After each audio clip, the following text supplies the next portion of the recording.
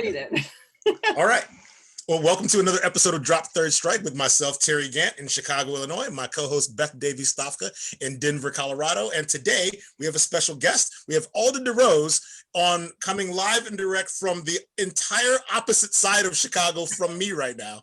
Those of you who have been listening, Legion of Fan who've been listening from the beginning, you've heard me reference Alder like many times on this podcast as my childhood friend that got me into baseball and kept me into it, who said to me the other day, like, we only lived in the same apartment, but for like 2 years, right? Correct. But like it was 2 years of great baseball, I think.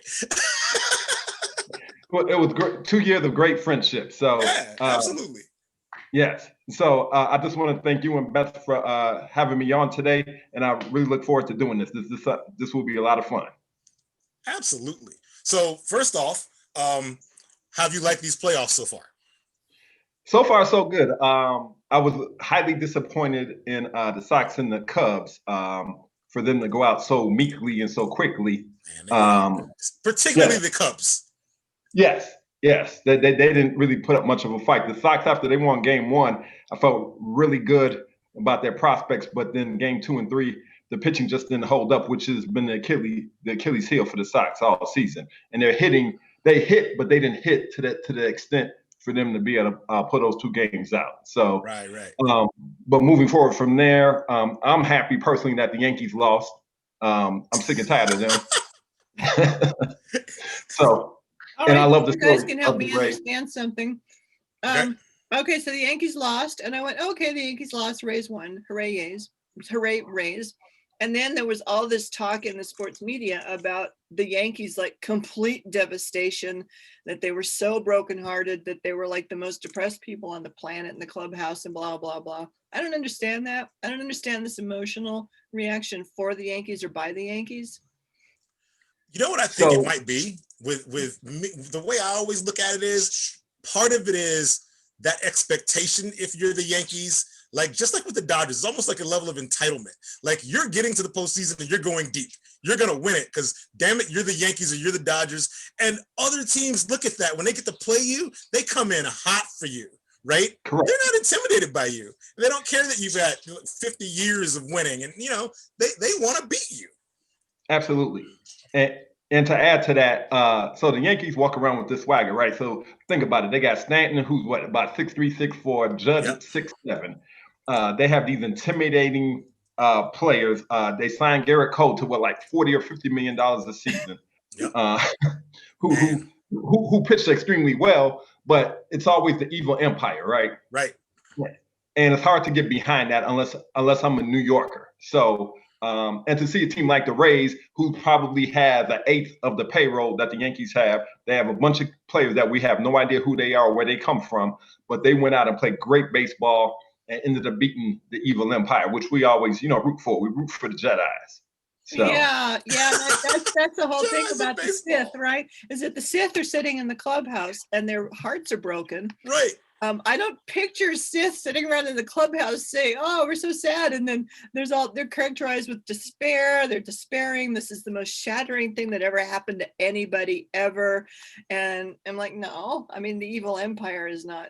We're not supposed to grieve for the evil empire, and I'm not sure the evil empire is supposed to be sitting around grieving. There's also something to be said for like you can't buy a championship. You know what I mean?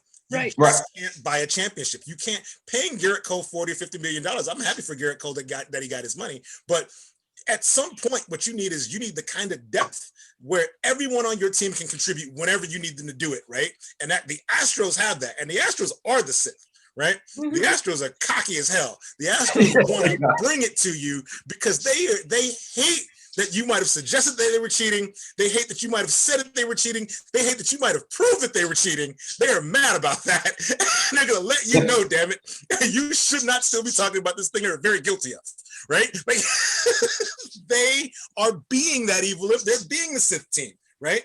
But in a way, I almost cheer them because I always felt like you didn't need to use any technology to win because you're that talented. Right? You didn't really you didn't get a competitive advantage, right? You are that good, If it were, let's say, I don't know, some other team like the Arizona Diamondbacks who had done this, right? And then they'd gotten to the postseason and maybe even won. And then the following year, they can't use Apple Watches and they can't use analytics and live data and all this kind of stuff. They can't use drones and smoke signals or whatever. And then you find them back in last place. You're like, aha, they had a competitive advantage, right? That's what happened at the Astros, right? The Astros are stacked top to bottom, and they're stacked in pitching. You know, possessing a pitcher who tells you what he's going to throw. Yes. You know, I didn't even realize that Greinke was still in Houston. I mean, because I remember I think he ended up over there last season, and I forgot that he was even still there. And then when I saw him on the mound, I was like, "What is this?" Right. Here comes a slider. No, I don't want that. I want to throw the slider, buddy. Okay. The Yankees. Just, I don't know why. I think the only reason writers would write that we have to cry for them is because baseball writers love being able to have teams like the Yankees to report on. Right. You know, like they love like the big market teams to report on. They love that thing. It hits them hard. Yeah, the Yankees are sad because they lost or whatever, but by now they're golfing. Oh. So what was really going on is all the reporters were in the clubhouse trying to, comfort each other. This sounds like projection. You know what I mean? Sure, they're despondent because they got their asses handed to them by the little team that they really overlooked, right? The Yankees probably look past the Rays, and the Rays are like, you can't look past this. Yeah. No one knows who we are, so we're just going to do our jobs. You know? No. And the Rays were phenomenal the whole season. So I think they had the second best record in baseball. Yep. Yeah. If it were the Marlins, I understand it, right? Like the Marlins were like the pariahs of the league for giving everybody COVID and trying to destroy the season, and they still made it to the postseason, right? Like the typhoid Mary of baseball and still got there. I kind of get it. Like if it's those guys, like, damn it, you're not supposed to be this good. You're not supposed to be here. You tried to kill us all. What the shit, Marlins? Correct. The Rays weren't like that, you know? No. And that's why the Cubs losing the way they did to the Marlins of all teams hurt so much more. Right. Again. Yeah, I'm a little tired of seeing the Cubs lose to the Marlins. You know, mostly in that, like, sorry, you guys. I didn't have the same thing with the Cubs. Because I just didn't form it this year, but I did form a pretty deep bond with the White Sox, and I was pretty brokenhearted when they washed out. That was the bigger hurt for me, Alder. And the White Sox at least battled, right? Like that part I like. I feel like the White Sox went up there hitting balls hard. They went up there like literally competed. They didn't go up there just striking out and swinging at anything. I mean, that did happen, but like I felt like they went in it like they're a playoff team. I think the Cubs ended up in the playoffs with the same problems they had during the regular season. Yeah, they didn't hit during the regular season. They ain't gonna hit in the playoffs. Yeah, exactly. Correct. And then maybe the White Sox, I'm going to tell myself this story over and over again, that the White Sox would have gone all the way to the ALCS if they'd all been able to play and nobody been hurt. Would have been, absolutely. Or Yohan Moncada having COVID the entire season. Yeah. Elaine didn't hurt his foot, and whoever the pitchers were, they were fine. Yeah. Listen to me, whoever they were. Keuchel would have been, championship Keuchel, and Giolito. I don't understand him, but he would have been like his best version of himself, and right. And then whoever the other guys are, who's in C's, still in C's, right? Yeah, they would have been amazing, and the White Sox would have totally been in the ALCS. And somebody needs to beat the Astros. Right, absolutely. Clearly not the A's. Yeah, well, hopefully the Rays. So, how many of these series did you guys catch? Or how much of these series did you guys catch, I should say? It is a little harder. Like today, I was watching earlier the replay of the Astros game because it was on this morning. Yeah. And my favorite thing about this game might be Josh Reddick's shoes. Josh Reddick wears shoes that have like Batman and Spider-Man on them. Oh wow! Really? I didn't notice that. And I feel like Josh Reddick is one of these guys that also makes me feel like he's been in the league like a million years. Yeah. Like he's always going to be somebody's extra dude. Like he's going to be their fourth, like their power hitting fourth outfielder, but playing him every day, I'm just not always sure about. You know what I mean? Like a Hunter Pence or some of these guys that just stick around until one day they're just not there. But when I see him now, it's like, I like that guy. Damn it, I'm glad he's an Astro. I'm glad he found a home. I don't want him bouncing around anymore. I don't want him to be an A. I want to be an athletic. I want him to be an Astro, as I love the damn shoes. Like, go out there and think you're superheroes, even though you're supervillains. Fine. I'm okay with it. So maybe we should send Reddick to the Twins as well. Maybe we need to pick up every guy that we really like who seems like a piece and just send him to Minnesota. Okay. Fix the Twins. Yes. Yeah. Last week we gave somebody else the Twins. I can't remember, somebody else to the Twins. I can't remember who, but yeah, I forget who we sent there. Yeah, but now we're sending Reddick as well. Josh Reddick has been in the league since 2009. He's been in 10 years. Yeah. Yes. So why are we picking the Twins?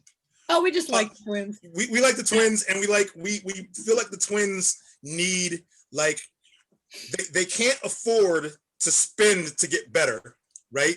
Right. But they can afford to take on other people's jerk players at a bargain who play well. Yeah. They can afford that. I think that's kind of. I agree. Yeah, I agree with that. And so that's how I feel about Tampa Bay, right? Like, the fact that Tampa Bay wins at the rate that they do is like, it goes against everything baseball's been about for the past 20 years, right? Right. So no, I always enjoy watching them, especially when they get to beat the Yankees and the Red Sox, because between the two of them, that they have the GDPs of small countries, right? Right. So yes, I do. Yes. And for a team like the Rays to come in, like, so I wasn't really crazy about Blake Snell in the offseason. Like, sometimes, some of these guys just need to know when to shut the hell up. But Blake Snell and his like TikToks or his Zoom calls or whatever. Yeah. I kind of feel like in a weird sort of way, Blake Snell said a thing that I agreed with, but I'm not entirely sure that he knew enough to fully see the thing. When Major League Baseball, when the owners are saying, "Yep, this is what we're gonna do," if I'm Blake Snell, I'm worried that the owners like the idea, right? Correct. Owners Absolutely. like it. The minute the owners are like, "Yep, we're gonna play some baseball during COVID," you ought to be like, "No, wait a second, hold on a minute." So Blake Snell was kind of right to be like, "Nah, guys, I sense some bullshit here because they're not thinking about my long-term health." Right? I know I got paid. And I know I want to Cy Young, and I know what I mean to this team. But I got some other stuff to think about here. Had he stopped there, I think everybody would agree with him, right? But Blake Snell just kind of kept going. Yeah, he doubled down, didn't he? I mean, he just put them all in the middle of the table. Yes, it's like, come on, dude, come on. So, but to reference, Beth asked me the question if I was watching the games. So this goes back to a conversation me and Terry, I think, had last week, Beth. I love baseball, right? So I grew up playing baseball. I inspired Terry, but it is so difficult to sit down and watch a baseball game from beginning to end. So I will pop in for an inning here, inning there, depending on who's pitching or who's playing. Like, I did my best to watch the Sox, but I can't even watch all of that, right? Baseball has done such a poor, ridiculous job of, having the game move forward. It takes, 3.5 hours? Like, you remember when the Cubs were in the World Series, there was 4-hour games. Yeah. That's just a long time. Yes. That really is a long time. And I think that part of it too, like when I was watching earlier, I feel like something that could actually help people who are watching games is there's all this statistical data out there on the game and on these players. They need to be throwing that up on a screen. Not just, don't give me his batting average and his RBIs and his home runs, right? Right. You should go ahead and throw those analytics up there, because the casual player who's like tuning in where you're not even marketing these guys, give the extra value added. Right? If I'm watching a football game, someone out there is trying to show me the little extra, like the thing like Byron Buxton, the speed that he covered. We were talking about Byron Buxton being half as fast as a hippo, right? Like being able to run 30 miles an hour, whatever it is. Like, right. More of that kind of stuff, because that's the kind of thing that to a casual fan becomes interesting, right?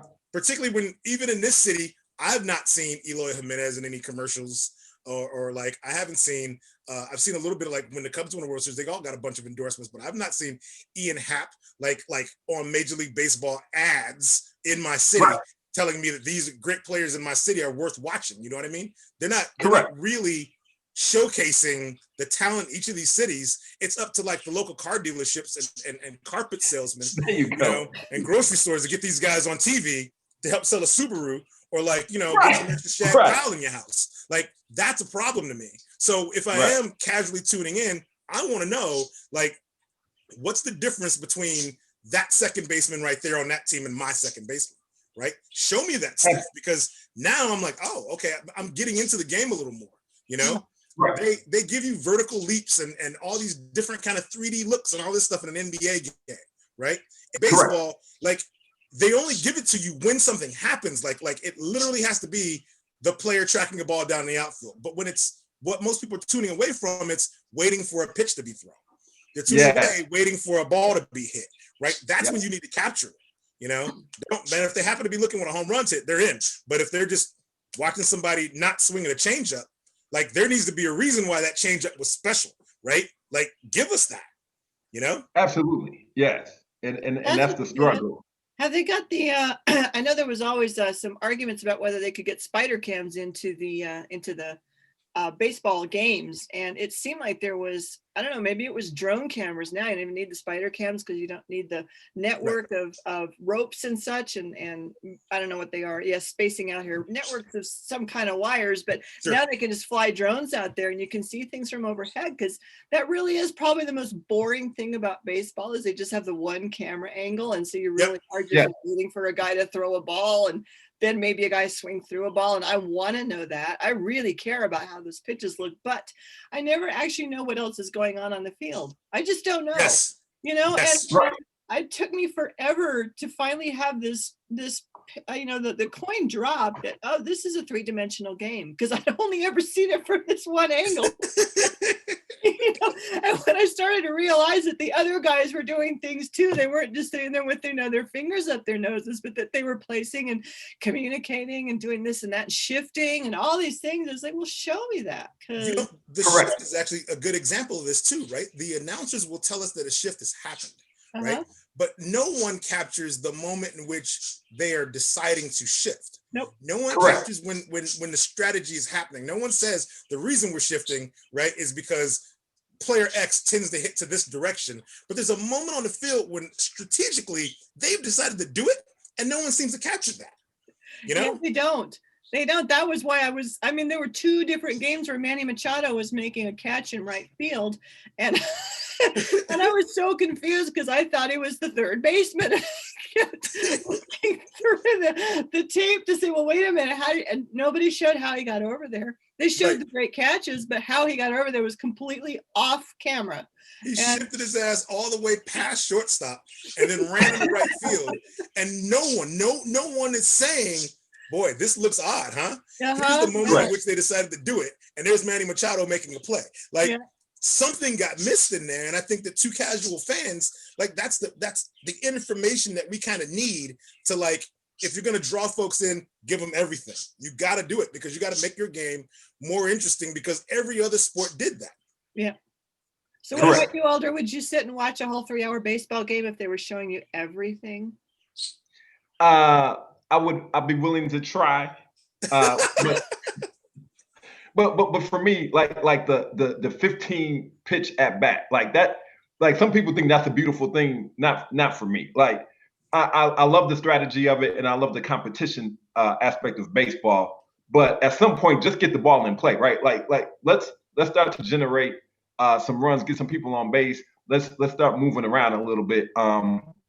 And I know a lot of people love the no-hitter, and I love a good pitching performance, but also want to see some level of action. And maybe I know I'm a product of this microwave society we live in. I love scoring. Like, when it comes to basketball and football, more scoring is better for me. But in baseball, I like to see something happening, like the throw over to first base 4 times, right? The guy's not moving, right? Yeah, and especially in this, like, in modern baseball, steals are down in general.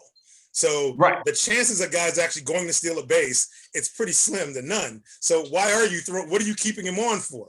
Correct. You know? Especially these dudes who are like, hey, look, man, you know, I don't see so many guys. Jose Abreu ain't gonna steal you 20 bases a year. So no, what are you throwing to first base for?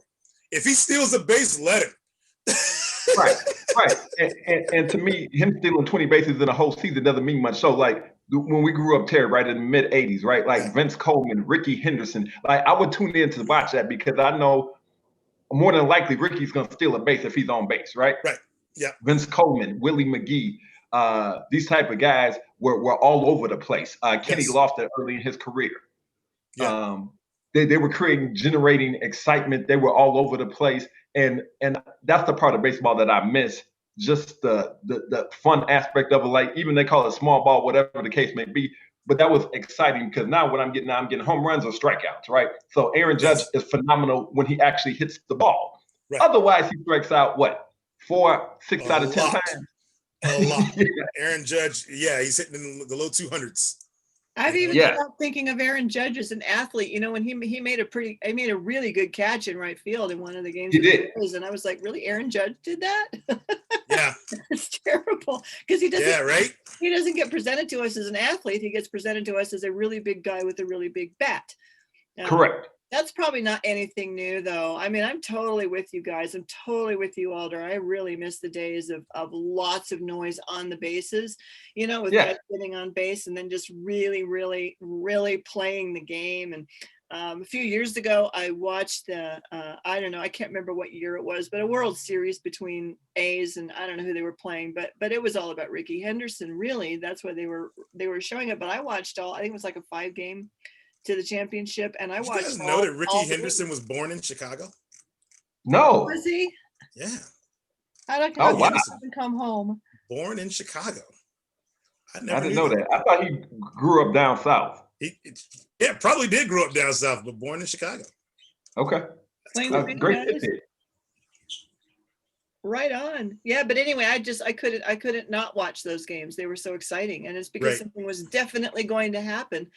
And because they were getting on base and then doing things like both teams. I mean, it was Ricky Henderson was the star, obviously, but everybody was really busy on the bases, and the game went a lot faster. You know. Yeah. I mean, you know it. If somebody tells you that was a 3-hour and 20-minute game, you're like, okay, how many walks? Yep. Yep. How many relievers? What was the pitch count for the starter? Because you know they've just been throwing and throwing and throwing and throwing balls with nothing really happening, and that is a little dull. Yeah, it becomes a little much. And another conversation me and Terry were having. So my other issue with baseball is like we're talking about Ricky Henderson, we're talking about Roger Clemens back in the day. Baseball does such a horrible job of marketing their stars. Oh yeah. Like to your point, like Aaron Judge he's a phenomenal athlete, but we would never know that, right? Right. And like my comparison baseball is isn't telling us. Correct. Right. I love to talk about Mike Trout because people don't realize how ridiculously amazing he is. I mean, he's beyond good and great, right? He's amazing. He's probably one of the greatest baseball players this generation's probably even seen. Yeah. And he doesn't get marketed. His team sucks. Only a real baseball fan actually knows who Mike Trout is. But I mean, his story is phenomenal, and he's just amazing to watch. And I just wish more people understood who and what he is to this game. I don't understand it. Terry and I have talked about that more than once. I don't understand Mike Trout. So, I mean, I understand how great he is. I don't understand why he chooses to play for a team that doesn't put him in the national view. Why doesn't he say, hey, I want to go play for, I mean, sorry to say this, the Yankees. I want to go play for the Cubs. I want to go play for the Dodgers. Why doesn't he just get out of town? Yeah. When he gets a chance. A lot of playoffs. Yeah, because he could definitely help a team that falls short of winning a lot, like the Cubs or like that Cleveland team. You know, he could really put them past that line that they seem to bump up against. I mean, even the A's, you'd see them more often because they get to the playoffs. They just don't finish the job. Right. Well, they could, but he decides to play for the Angels. And I just wonder if he doesn't have enough competitive spirit in him, or he's not hungry enough to win. I can't figure him out. I think it's like that idea of loyalty of playing for one city your entire career, you know, even if like, so you're basically hoping beyond all hope that you're winning while you're there. The trouble is that because you're Mike Trout and you're as good as you are, the better you are, the more they're going to have to pay you, which will literally hamper their ability to get players around you who can help. Correct. You, right? So next season, we're going to have to see if Mike Trout and Anthony Rendon are effectively enough, right? Because, you know, you're not going to really be counting on Pujols, I hope, right? They're going to be in a spot where now they're paying guys, like that's going to be money that you needed to get like 3 hot starter pitchers and to get yourself like to shore up your middle infield and your outfield defense. Like, you know, like Trout's the best defender on the team too. Yeah. Yes. Absolutely. You know, like, what the team is probably wondering is, can we get another Mike Trout? Watching him on the field is almost more fun than watching him at the plate. Actually, for me, it is more fun than watching him at the plate because I love genius defense, and he's a genius. I don't know if you guys can, if the screen share that I did worked. It's working. All right. Look at the similarity scores for Mike Trout. Like most similar to Hack Wilson, which is not anyone that we've ever seen play, right? But like none of us have seen Hack Wilson play. I'm fairly sure. But Giancarlo Stanton there, right? That is an example. That's an example of if Mike Trout were a Yankee. And through age 28, Frank Robinson, Mickey Mantle, Ken Griffey Jr. Yes. That's how good this dude is. Just takes your breath away. Like, that's crazy. Yeah. Like, at some point, absolutely, the question becomes, man, why are you staying in Anaheim? Okay, so you guys, I had a dream about Matt Harvey a couple nights ago. Oh boy. I know, right? Well, so where is he? I mean, the Angels cut him loose, right? I think so. So did he happen to wind up in Australia? Did he wind up? That's right. And Manny Ramirez is in Australia. I'm kind of wondering if Americans are coming and taking over Australian baseball. It's like pretty soon Australia is going to be mad at us for colonizing their baseball, their professional baseball. I hope they're enjoying Manny Ramirez. Yes. Well, they really, if Australia, if there's one place Manny Ramirez should be able to go and do whatever the hell he wants, it's Australia. Well, they said that he's going to be a great hitting coach for the Australians. That's awesome. So it looks like Matt Harvey signed as a free agent with the Royals. Oh, okay. Right. So not Australia. Could be Australia, but it isn't. Yes. The American Australian baseball. Did we talk about, speaking of the Royals, did we talk about Alex Gordon retiring? We might have. I think you might have mentioned it, but I don't think we got into it. I think I'm still stunned by that. I watched that guy's entire career. Like, it seems like he's a little too young for that. I agree. Like, wow, like that's crazy that dude has played a whole career and just been like, all right, ghost, right? And he isn't somebody who played for 20 years or anything. It just got to be time where he was just like, all right, I'm not as good as I was. Maybe it's time to hang him up. That's really wild. Like, I just wouldn't have thought that. It feels like he's only been in the league like 5 years, but I'm betting he's been in the league like 12, you know? Yeah, it's 14. Yeah, 14. I remember driving across Nebraska in a non-baseball time of year and desperate to do something with the radio. And I found the College World Series, and Alex Gordon was the big star of his team in the College World Series.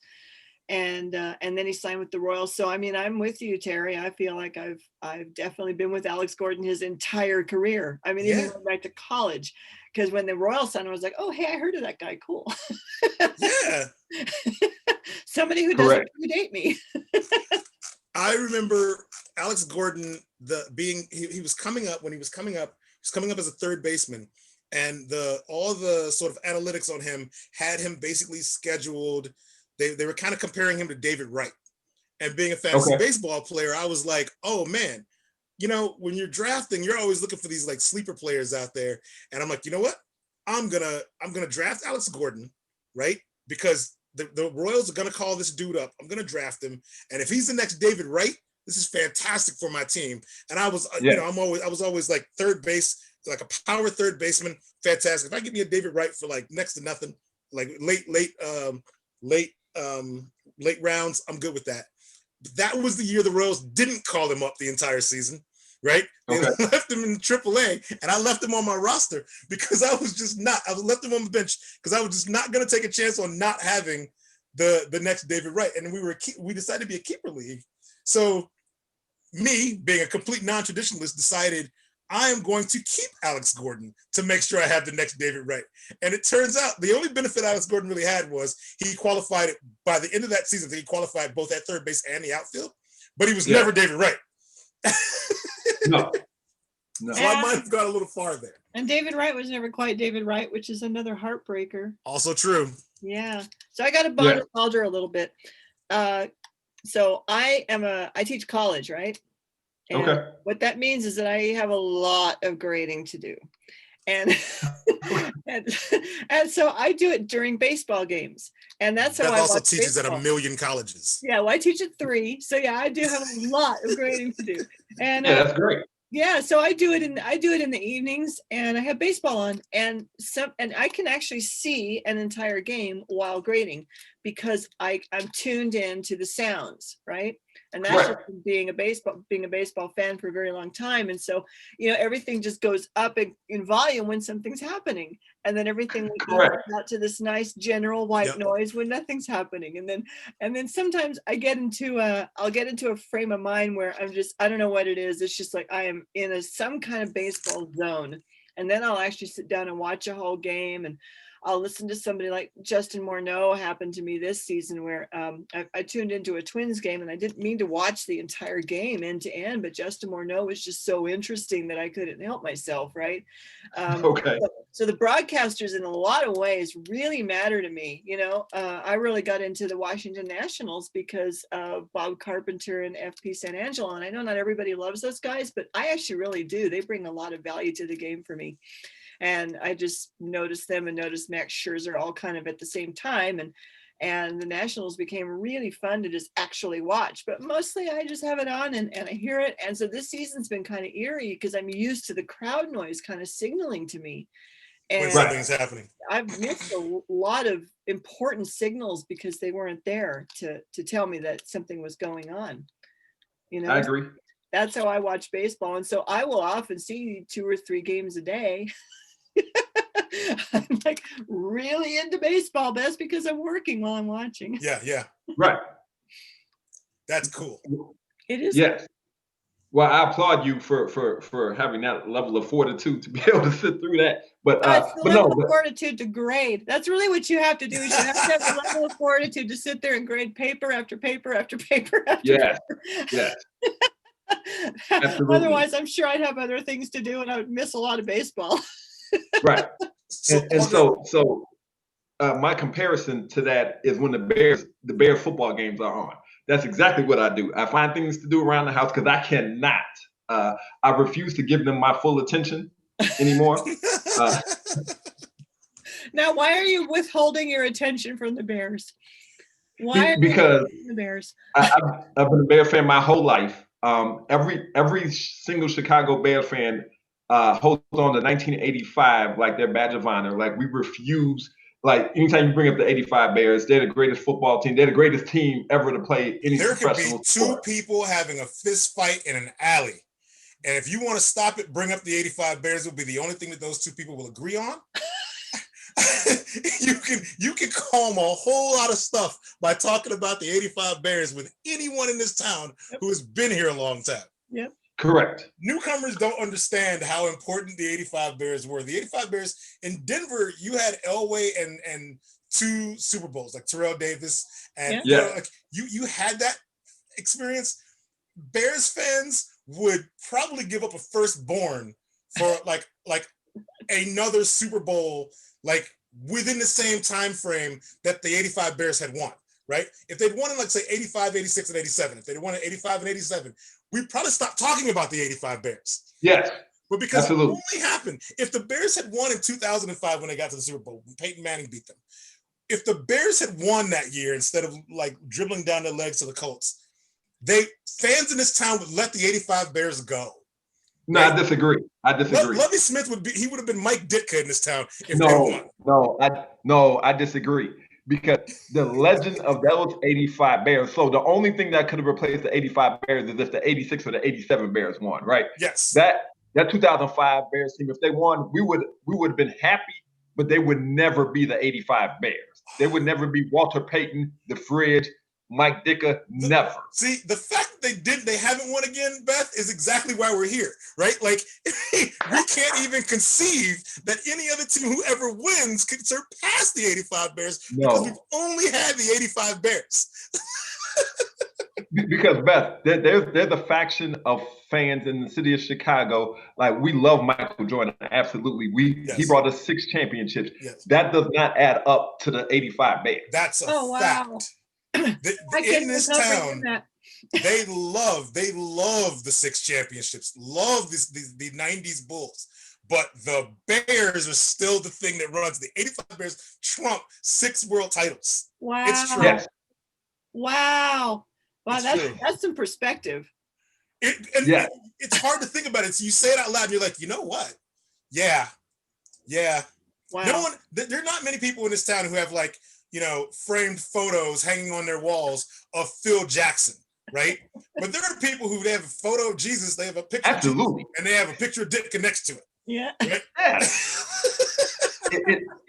It's insane the level of love for him. And so back to my point, Beth, is so since '85, I've watched the Bears. Like the 2005 Bears, I was really excited. They were playing well. Lovie Smith, I was like, cool. We have an African American coach. We're doing well. We're moving in the right direction. We had a great defense, and then we always just come up short, and we cannot get the quarterback position right to save our life. The fact that we still talk about Sid Luckman in a conversation like that's like he's relevant is so insane. Yeah. He played in the 40s and 50s. Yes. And so and that we've had nothing like the Jake Cutler experience. That was so heartbreaking and tragic. I mean, people jumped off bridges after that. Another Denver connection. Yeah. I think you guys took Jake Cutler off the Broncos' hands. We did, and then we gave you Kyle Orton. Yeah. And there are people in this town who, during those years, wanted Kyle Orton back. Oh man. Yes. Oh man. See, I thought Jake Cutler, I was hopeful anyway that it was just that Denver was killing him and that he would get out of here and he would become a great quarterback. And it was disappointing to see that he didn't prove me right. What I say to people all the time is Jake Cutler is incapable of being the quarterback and his own offensive line. Right? Yeah, correct. He's not going to block. He can't pass protect for himself, right? And his only problem was he had bitch face, right? So like, it was going well, like he couldn't help sort of like having a look on his face that tells you he is unhappy about something, right? He couldn't keep it within the flow of the game and be like, yeah, man, I just got sacked 3 times. Let's go out there and get him again, team. It was like, you sons of bitches. Right. All over his face. You can just see it. Like, nobody talked to me. We went over this. Could he possibly have been a great quarterback if he'd been a quarterback on a great team? I think if he was in, so I disagree. I think he could have, but the great team would have to require him to be on a team that wasn't using converted cornerbacks as wide receivers. It'd be a team that wasn't using wide receivers as their number ones who wouldn't have been anybody else's number one, and an offensive line that was dudes playing all out of position all the time. Like, some of it is on Cutler, yes, right? Cutler would have this thing where he would like just kind of give up on a play or just not be there at times, right? Things had to be perfect for this dude. So my example is Jay Cutler, if he were in Pittsburgh, would have had a different experience, right? Because Pittsburgh offensive line was solid, right? Like, there's sometimes. Go ahead. I was going to say, no, go ahead, finish. To me, I think that putting him on a team that knows how to run an offense, don't change the offensive coordinator every year, right? These kind of things hurt Jay Cutler. And it's cumulative. It's not just that was a bad year, here comes a good year. It's every year the next guy coming along has no clue what they're doing, right? Correct. Mike Martz once called a play, and I couldn't even believe the Bears had hired Mike Martz. But they'd hired Mike Martz because at some point he ran the Rams all the way to the Super Bowl. People were thrilled. The Rams kept going to the Super Bowl. Mike Martz comes to Chicago with his old ideas and none of it's working. And he calls a play and the camera catches the play come in from the booth. The camera catches Jake Cutler say, tell Mike Martz, fuck you. Wow. I love Jay Cutler because the dude he was never going to have a fair shake here because the team had no idea what to do to help Jay Cutler. There, that is my Jay Cutler positivity moment. Okay, so I'm going to wrap. You go ahead, Alder. I'm going to wrap this up really quickly because I hate the fact that I hijacked our baseball talk to talk about the Bears. This is the best part. So, but to Terry's point about Cutler, so I have to disagree with you, Terry. So Cutler has some challenges. Yes, we had numerous offensive coordinators. A lot of people did not know what they were doing, but playing the position of quarterback, Jay Cutler just was not good at doing that. There was more than one occasion where he threw the ball to a guy that you, me, and Stevie Wonder knew was not open. Yeah. And this happens. And the fact that he would constantly throw these passes. And then the other problem with Jay Cutler for me was most successful football teams, their quarterback is their leader, right? He's that guy for them. Yep. He was never, ever that guy for the Bears. He was never the leader. They would not run through a wall for Jay Cutler. They would not, go to bat for Jay Cutler. And a lot of that has to just do with him and his personality. And could he throw the ball through a wall? Absolutely. And that's a great trait to have. But when you're playing in the NFL, you have to be able to do a lot of other things besides just throw the ball through the wall. Because Brett Favre could throw the ball through the wall also, but also he could hit Sterling Sharp down the field 65 yards in stride, right? Yes. So and every single person on the Packers would run through a wall for Brett Favre, but he including had a Sterling Sharp. I agree with that.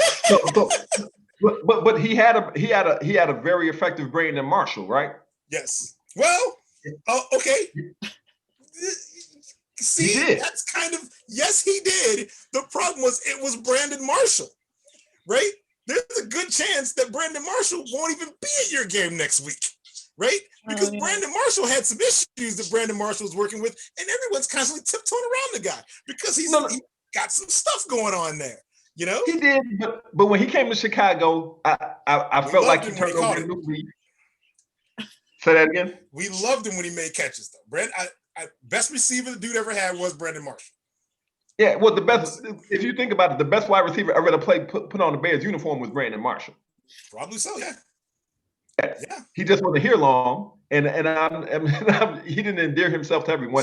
But I felt was on Brandon Marshall. It was. But there was a lot of different, and to your point, there was a lot of different issues of why Cutler wasn't successful. But for me, I put most of the onus on Cutler. I do put a lot of it on the offensive coordinators, the offensive line. But Cutler just could not get out of his own way, and it was just so frustrating. It was a team effort, an offensive team effort of failure for Cutler years here. Yeah. Now we can go back to baseball. Who is the baseball equivalent of Jake Cutler? Ooh, okay. Baseball players who can't get out of their own way. So it has to be like knuckleheads who also aren't winning. Actually, in this town, it would probably be Carlos Zambrano. But that's a good one. Carlos Zambrano totally counts, I believe. Yeah. Watch this. I got a great one for Terry. Go ahead. I was thinking on a national stage, though, if Manny Ramirez weren't successful, like guys who just have more antics than like success, it's kind of the issue, right? But Manny Ramirez had success and his antics were funny. You know, I don't know. Does baseball have like a complete like douchebag? Oh well, AJ Pierzynski. But we love him. He's our patron saint. Right. Correct. But man, the most hated guy in baseball was AJ Pierzynski. What about Craig Kimbrell? Ooh. Okay. Kimbrell. That's a good one. Yeah, he's got jerk face too. Yeah, that's not a bad one at all. Choking a teammate in the dugout was like not a good moment for baseball. And yeah. Not a good moment for Kimbrel. And just not a good moment at all. Wait, Trevor Bauer. Who's that? Trevor Bauer. Yeah. Oh, yeah. Yes, there There we go. Perfect. Trevor Bauer. Total D-bag. Complete D-bag. And even if Trevor Bauer has friends, those friends probably give him the tap on the shoulder when it's time for him to go home, right? Yeah. Hey, buddy, we're talking after the game. This is all well and good, but now I've remembered I really don't like you as much as I thought I did. You should get in your car and leave. Like, that is a great answer. That rule that no one has to love you except your mom. You know what I mean? Yeah. Like, that's it. Like, Cutler had that problem where he couldn't make people, he wouldn't be a leader, and he couldn't make people follow him because he spent a lot of time reacting poorly to mistakes people made, right? Mistakes he made, mistakes anyone made. When you wear it on your sleeve like that, it drives people away from you, right? Because then you're not in it with them, right? You're all a bunch of individuals fucking up, and he's pointing. You know what I mean? Like, you can't have that. Okay, so football equivalent of Matt Harvey. Oh boy. Football equivalent of Matt Harvey. So I'm going to say lots of arm talent, never healthy. Yeah. RG3. Yeah, that's actually a good one. That's a solid one. RG3. I mean, strangely, I was going to say Mark Sanchez. Because, or you know, or Matt Leinart, like someone who had the ability, but circumstances just screw you. You know, like in a way. But Harvey had a little run of some. Matt Harvey had some level of success. He was the man for the Mets for a while. Like, correct, and unhittable. Yeah, but only for about 2 months, right? Seems like it. It really seemed like he just terminated himself somehow, and I can never figure that out. Kirk Cousins. Yes, that's a great one. Baseball equivalent of Brandon Marshall. Okay, so baseball equivalent of Brandon Marshall. Baseball equivalent of Brandon Marshall. Who's the guy out there who needs the most help with their mental skills? Carl Everett. Carl Everett. Sure. Sure.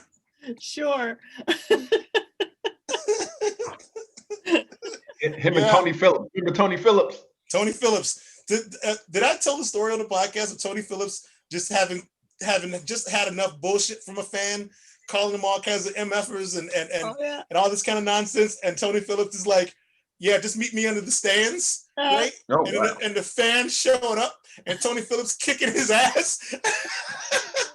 Yeah, see, these players, they're a lot bigger than you think they are. See, from a distance, you're up above them in the stands. You think that they're the same size as you. But that's right. Correct. Well, I don't think that, but sure, right.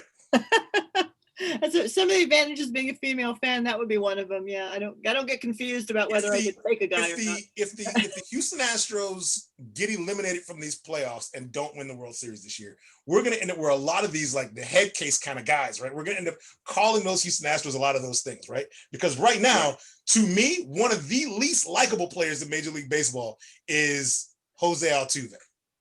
Wow. Right?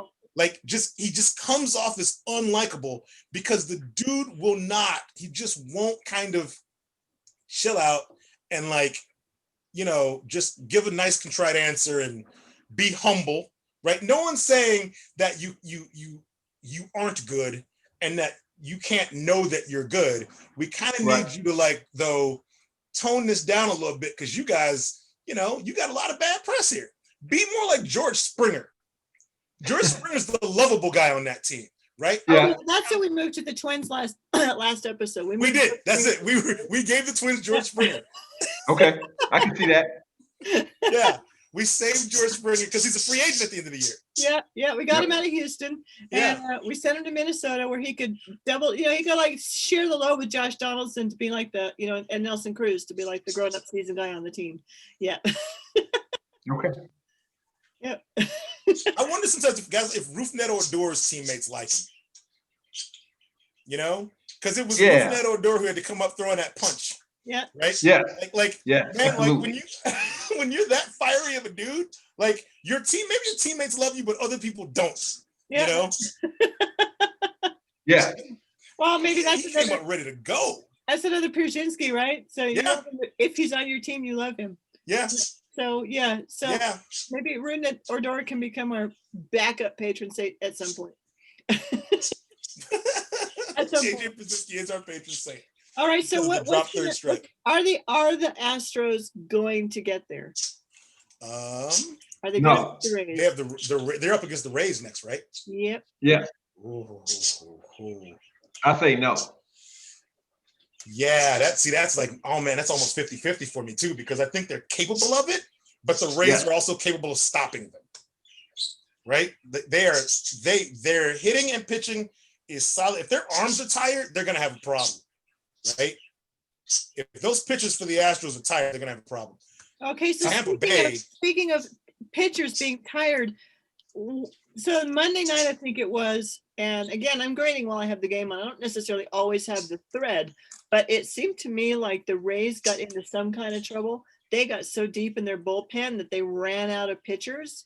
They were the announcers were talking about maybe the Rays putting a position player in for the 9th inning, and you don't want to have that happen in a playoff game. In a playoff game, and that poor John Curtis. I mean, it was really breaking my heart to see him out there because he just looked so desperate, and he was just getting hit, and he threw like something like 42 pitches.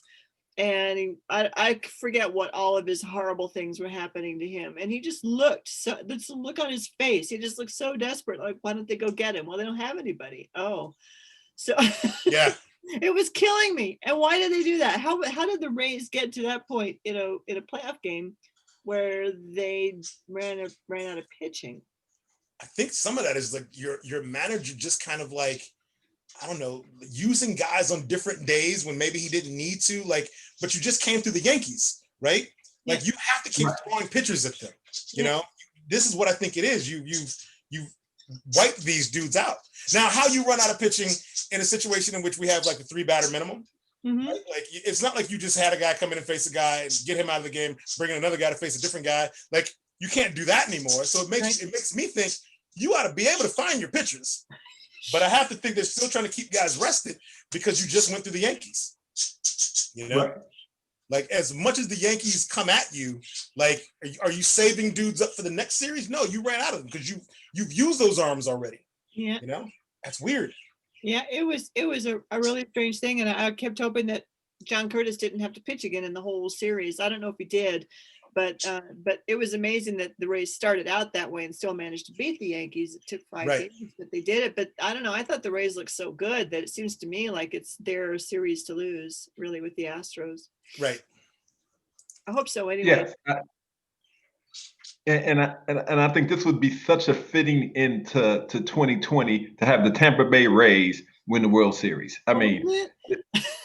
And the way I'm looking at it, I am looking at it like basically if it could be Tampa Bay versus like, man, now just because we don't want the racist logos in the league, so we kind of need the Rays versus the Dodgers at this point.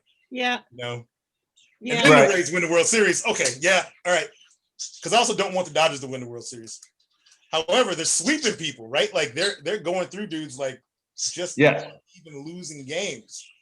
Well, I will say that the Padres lost their 2 best pitchers. They did. They never had a chance. They really didn't. I was surprised when Clevenger started and heartbroken when he left after an inning. Yep, he had 1 inning or something. But after that, the Padres, they couldn't win. But did you think about me when Bellinger made that catch? I absolutely did.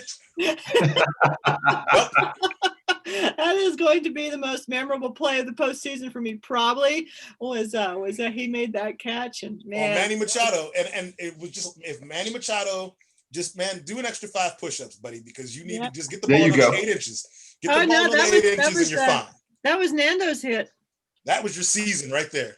That was Nando's. Was it? I thought it was Machado who did it. No. Wow. Okay. That was gonna be like because he's a spark, and there were 2 guys on. And 10 more inches, right? Yeah. I'm exaggerating, but I mean that ball was almost out. And in fact, Bellinger, saved that, and he knew it. You saw the celebration, and that is the point at which their season was over. Like, wow, it was finished. You needed that. Yeah, because Nando's only 21. He's not going to be able to consistently spark. That was a really important moment for the Padres, and they probably still wouldn't have won, but they would have gone out feeling better about themselves. Yeah. Although I'm sure they feel fine about themselves. So, but man, I think I was actually looking at the screen when that one happened, Alder. That was like a moment that I put my laptop away and I was looking at the screen and I saw that happen. Yes. Alder, I have a question for you. Okay. So you have kids, right? Yes. Have you kind of gotten into baseball with them at all? Have you sort of tried to steer them in the direction of baseball knowledge? No, so that's funny you should ask me that. So in total I have 5, right? I got 4 boys, and 3 out of the 4 boys. My wife just gave me a look like, did that dude just say he's got 5 kids? The hell? What? Yeah. Wow. Shit, our house is crowded with just 2 birds. Man, dude, when I tell you it never stops. Even and like one's 25, one's 22, one's 20. And then I got 2 younger ones that are both in 8th grade and high school. Okay. It's just constant around here. So I'm thankful for like moments like this where I can actually go be by myself. Do you live on like 25 acres? Like 5 kids? No. 1 acre, what 5 acre patch per child is what you're saying. No, but I do have, I did have to find a rather larger house, to accommodate everyone. So, so I'm happy for that. But to answer your question though, when all of them were growing up, I took them all to, Little League. 3 out of the 4 all played Little League baseball, and it just did not stick. Like it got so bad. I remember my one son, the 3rd oldest, when he would sit in the outfield picking the grass. I mean, it used to be hilarious. I mean, we videotaped this stuff, right? So he had no interest. And then my youngest one, who's a pretty good athlete, he played for about 3-4 years, but he's so used to things coming very easily to him that, baseball isn't that type of sport. Yeah, right.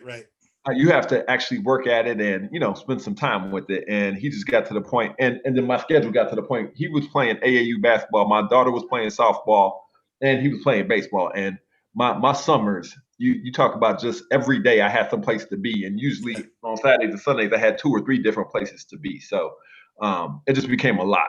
So we decided to focus on basketball. My daughter continued to play softball for a couple of years, and she just gave it up when she got to high school. So, okay. But no, they know how I feel about baseball. I still play softball. 12-inch softball leagues when I can. Man, the love is so strong still that just standing in the outfield waiting for a fly ball is just amazing. Right. Because it's that's the beauty of baseball is while a lot of people will say the sport is boring and nothing ever happens, part of the joy of it is the waiting for something that something's going to happen.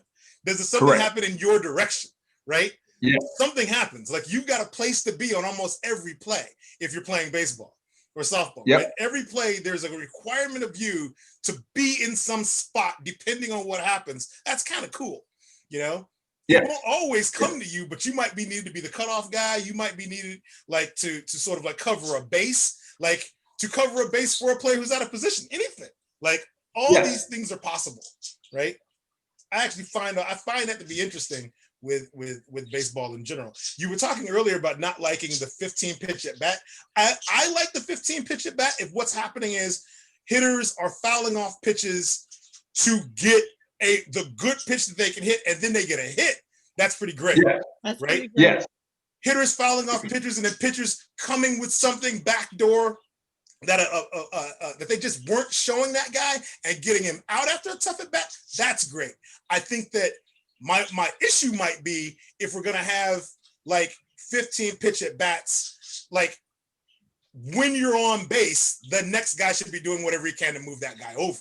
I think that's what we're seeing a whole lot of launch angle stuff where it's all about swinging for the fences and not about situational hitting. It's not about, I don't want to waste your 15 pitch at bat. You just made that pitcher show me 15 pitches. Right. That's the beauty of it. He had to throw 15 pitches to get you anywhere, to either get you on first base or get you out. And if I come up, I've seen a lot now. And he's thrown 15 more just to you. I can't waste that opportunity. Like, that's what I want to see. You know, if you're going to do it, if you're going to be dueling with guys up there, your teammates need to be paying attention to that at bat and knowing, aha, I got it now.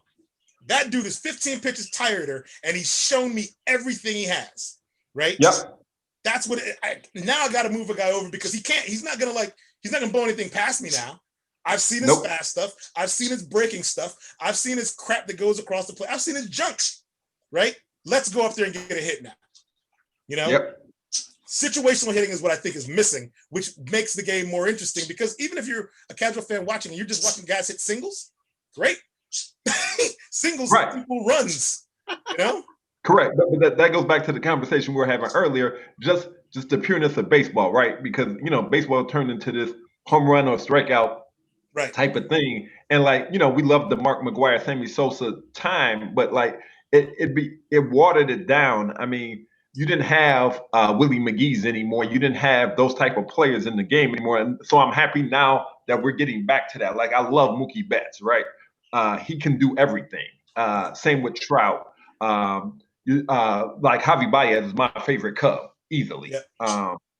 The ability to be able to do a lot of different things, keep the game exciting. And the thing I love about Javi is every time he plays baseball, he has a smile on his face. That's how it should be. So much fun. Yeah. That's another big complaint I have is like, come on, you guys, you're playing a game for a living. Have some fun. Do it for me. Do it you know what I think changed? What I think something changed, and what changed was managers starting to believe that things like stealing bases are too risky, and you're risking an out, right? Where to me it puts pressure on a defense, right? I want to know that Javier Baez and Anthony Rizzo and these guys can keep guys off the base paths, right? If you're gonna steal on them. I need them to then get you out. Right? I don't want it to be like, well, now you just got to play station to station baseball where guys are just standing around waiting for somebody to hit to move them over. Yeah, you know? Pitchers are so finicky. Pitchers like you described a pitcher, you've won the game. Yes. They're very delicate. They're just really delicate. They really are. Yes, they are. It's an obvious weakness and it's obviously you should take advantage of it. And it's really weird that there's not a lot of attempts to steal. Yeah, just do it. Yeah, I mean, you might generate now, but you know, if everybody's not like the size of Jose Abreu, right? You might literally also get. Why is it that we've got fast guys now trained so much for speed that they can't hit? They can run really well, but they can't hit. And the next, like Billy Hamilton, right? Billy Hamilton could run like nobody's business, but his hitting wasn't there. And I think part of the issue here is we've got you so worried about the speed issue of it. We don't have you situationally hitting and like really making sure you've gotten yourself out there, right? Like we don't need pinch running all the damn time, but we need you to be able to do multiple things, and we need multiple players to be able to do it. So now it's like if they're getting linebackers to come and play baseball when you know you what was the old saying? Like you couldn't walk off the island if you were in a DR. Right? If you're in the Dominican Republic, you can't walk off the island, you know, like you got to be able to hit and run, you know? Yeah. That's how it's taught. It's got to be that way, but you can't come up and just be like, well, home run or nothing, because home run or nothing is boring because there's a lot of nothing. Yeah. A lot of nothing. Yeah. Yeah. I mean, unless you're hitting 2 or 3 home runs a game, like, wow, we've had a weird season, haven't we? Because there's just been a lot of hitting. Yeah. A lot of hitting. Yeah. Yeah. A lot of offense, like watching Giancarlo Stanton, like every game, like game after game, and those shots that he was hitting, like my goodness. Yeah, they just sound like cannon shots, and some of that's the construction of like the stadiums he's playing in, but like some of it is also him putting barrels squarely on the ball. Yeah. Yes, sir. Yeah, there's that the one sense I'm really going to miss having the empty stands is just how loud everything got. Yeah. And that was just great. Every game looked like it was a practice game. It never looked like quite as real as all that, but gosh, you could hear everything.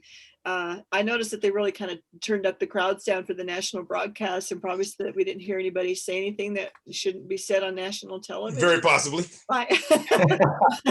According to certain standards. I have to ask you guys what you thought of Tyler Glasnow. I'd never seen him before as a person as well as a pitcher.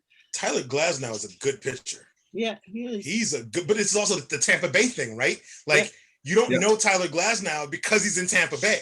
Right.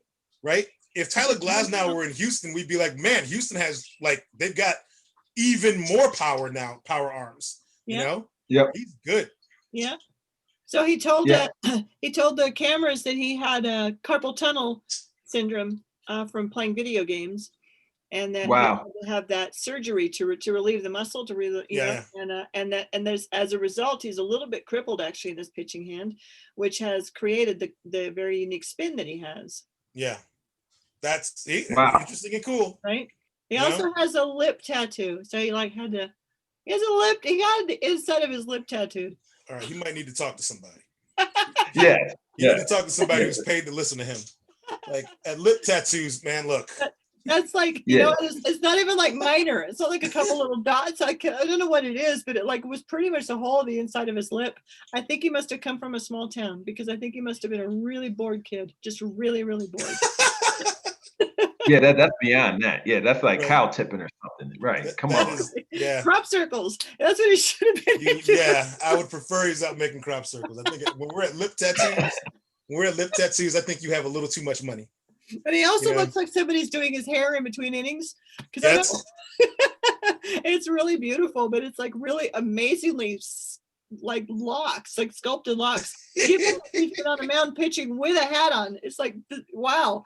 So yeah, I don't know. He's like he doesn't look like he'd be interesting. And then you start to get to know him, and he certainly is amusing. I mean, a really amusing guy, brings a lot to the game, I think.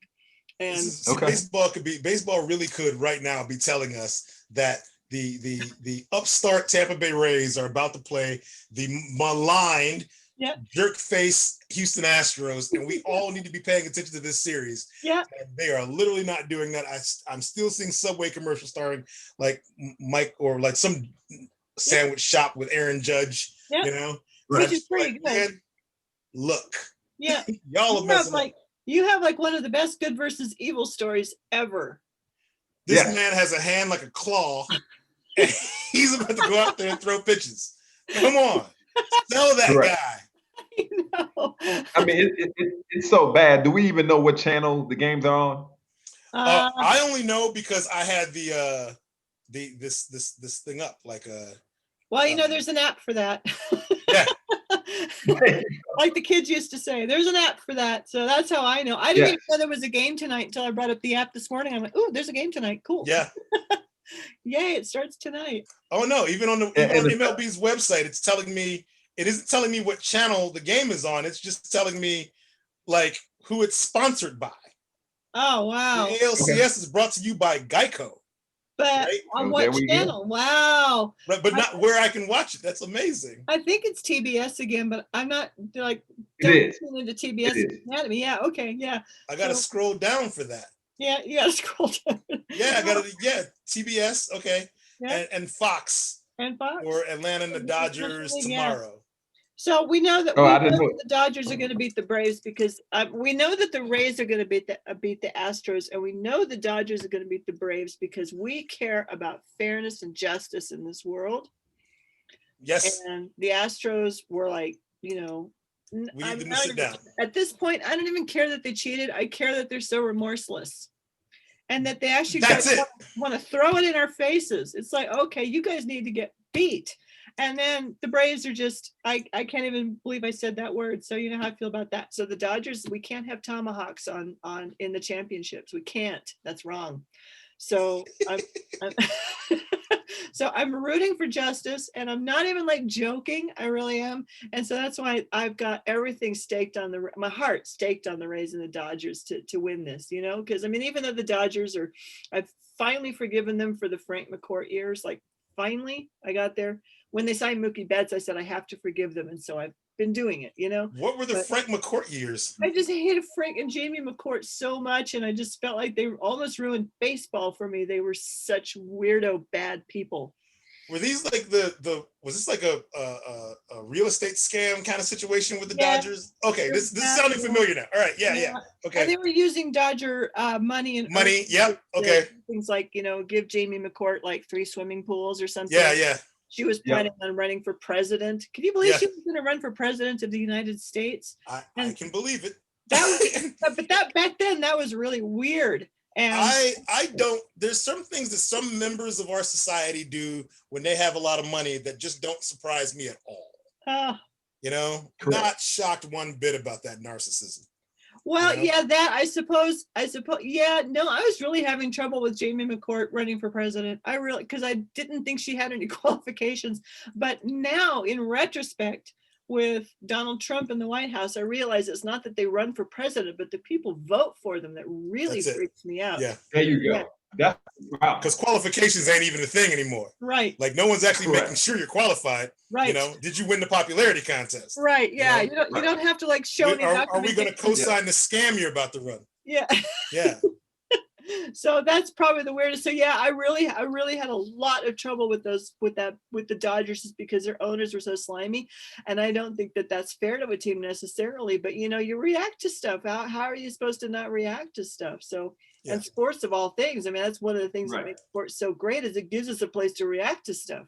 Yeah. So I finally, but then they signed Mookie Betts, and I said, okay, I have to start. I really have to get over this. I have to. That changes everything. To me, the Dodgers were like, what I liked about the Dodgers was a lot of their talent is homegrown, brought up through the farm system. They just keep finding dudes, right? Yeah. I love that about them. What frustrates me about them is when they get beat, it's that almost like they were destined to win, and then they don't win it, and then they pout about it. Like that bothers me more. Mookie Betts should change that because Mookie Betts is a leader, right? So should they get beat, I think they'll handle it gracefully. If they win, hot damn, you should win. You got Mookie Betts and Bellinger. Yeah, that's right. Yeah, and you got Kershaw and Buehler. And Kershaw and Walker Buehler. Yeah. And Dustin May. You better win. May, I mean, because you know I'm rooting for the Padres, and I'm watching Dustin May carefully, and wow. Dustin May just kind of looks like a kid who's like sitting in the lunchroom by himself, just hoping a friend will come over and like share the table with him. I look at Dustin May and I just think, man, look at that schlub. He looks like just nerdy baseball kid. Not nerdy like the same way like Kyle Hendricks looks nerdy. Just there's something about Dustin May that just makes me, oh yeah, he's a baseball pitcher. Wow. Yeah. Wow. I just see him as he just looks like a kid out there with the ability to play baseball but no friends. You know, I like that kid. Yeah. I'd be his friend. His pants are also all right, Dustin, let's hang out, man. So let's go get some pizza. His pants are also too tight, and that was like because Walker Buehler's pants are definitely too tight. And, and then Dustin May takes them out, and I'm like, okay, so is Dustin May copying Walker Buehler? And they're like, now I want to be just like Walker Buehler. This might be a thing though. You know, like you come up, it's your rookie year. You weren't even supposed to be here, but it's COVID, so here you are, and you find yourself somebody to follow. Yeah, you do whatever they do every day. Yep, you know? Exactly. That's Walker Buehler. And he wears tight pants. I'm wearing tight pants. You want to be a great pitcher, absolutely follow Walker Buehler and do what he does. But yeah, the tight pants, man, it's hard to watch. It's hard to watch. But yeah, now I really need more drone cams, and I need to see what Mookie Betts is doing. You want baseball pitchers to wear more of the CC Sabathia kind of baggy situation. Yeah. You know? Yeah. Like two pitchers in one pair of pants. Either wear the knickers or play in your pajamas. Those are your choices that are acceptable. The equipment guy needs to let the seam out a little bit. Let the seam out just a little bit. Yeah. And so, but yeah. So justice is going to be done. Dodgers Rays. Alder, if you don't know this, so Beth in Beth's actual career, Beth is an ethicist. Like ethics are Beth's life. Yeah. So baseball cheaters are like they've stolen fire from the gods here, and we feel like it's a problem. You know. Hey, I love it, and now it makes sense that she's a baseball fan. Yes, it makes sense. the game where literally the ethics of it matter more than any other sport. Yeah. Right. Yeah. Because in football, if that Gatorade jug is full of steroids, no one cares. Right. Nobody cares. Nobody cares. Well, go out and pick up a collection and fill it. Yeah. Yes. No one cares. In baseball, if you like, man, you sniff an antihistamine, somebody's got to be like, wait a second. These results might be tainted. You're gonna have an asterisk next to your name in the All-Star game. So that's a great question. So Beth, so you believe Barry Bonds and Roger Clemens should not be in the Hall of Fame? Wow, do you know, I think that the Hall of Fame is, I don't care, you know, I'm so I know that's a weird thing. Maybe I'm supposed to have like some, you know, but I actually don't care. I mean, guys get in the Hall of, I'm more upset when guys who should be there don't get in there than I am when guys get in there, whether they should be or not. I mean, they were both just great baseball players. And I believe they should be. I believe they should be in the Hall of Fame because I think the Hall of Fame is they played in an era in which 50% of the players were on something. Yeah. So half the hitters were on something, half the pitchers were using. Yeah. Right. And the job is still to get somebody out, and everyone's stats were inflated. So you can't keep them out because they did a thing when the thing wasn't illegal to do. Right. It wasn't illegal to do. When they celebrated, when Mark McGwire was in that home run chase, and they were talking to him about not just, you know, kind of like how his body doubled in size, but also at his locker, there's a jar of androstenedione sitting right there, and he's explaining it. He's showing it to the reporters. Right. So you're mad now when you discover that this drug might be performance enhancing. Right. Really? Correct. Don't be mad about it. I'm almost more disturbed by the lies. Yes. Lying and that really weird staged "I'm so sorry" crying thing that McGwire did with Bob Costas. That, I mean, these are the things that really bother me, to be honest. Go in the Hall of Fame. I think the Hall of Fame's job is to tell the whole truth about baseball. So I think every the history of baseball, there needs to be a whole story there, a whole complete story, because it's not just about the individual player. It's about time and place and people, and it's about our culture and our society and our politics. It's about all those things, you know. I mean, all of our sports. I don't think baseball is like special in this way. I think our sports are they're just like mixed into the soil. I don't know, that's a really bad metaphor, but there isn't any part of our world that doesn't touch sports and vice versa. And sports contains a lot of what we are and who we are. And so the truth needs to be told about everybody and everything. That's what really matters to me. I think also if you take them, let's say they weren't doing steroids. If there were no steroids in baseball, then perhaps a 480-foot home run is only a 440-foot home run, right? Like if you remove like 10 home runs a season from the biggest home run hitters during the steroid era, they still make the Hall of Fame. Yeah, that's true. Right. You know, if you took 15 home runs a season away from Barry Bonds, he's still MVP. Yep. Right? Like, I think it's overblown because the steroids were in the game in that era. But since you can't prove what the actual benefit was, right? You can't pin it down. Then why are we even so caught up in it? It's the history of the game. You know? It's the history. No, go ahead, Alder. No, I was gonna say I agree 100%. Like this whole witch hunt, and well, so let me clear though. Out of that group of players, the only two I believe that should make the Hall of Fame is Barry Bonds and Clemens. I believe Sosa is not a Hall of Famer. I don't believe McGwire is a Hall of Famer either. I agree. But Bonds' level of talent, Roger Clemens' talent, and their results were so profound. Like, how do you keep them out? Right. And I think they'll get in. They'll get in eventually. But this is all baseball writers punishing them. Yeah. You know? Yeah, I know. All the ink. You know, a lot of writers are just ambivalent themselves about their own, you know, moral beliefs, because they're also sucked into their own profession, you know, their own goals and success. They wrote glowing stories about these guys during their careers. Yeah. Right. And now it's like you're punishing them because you were so wrapped up in it.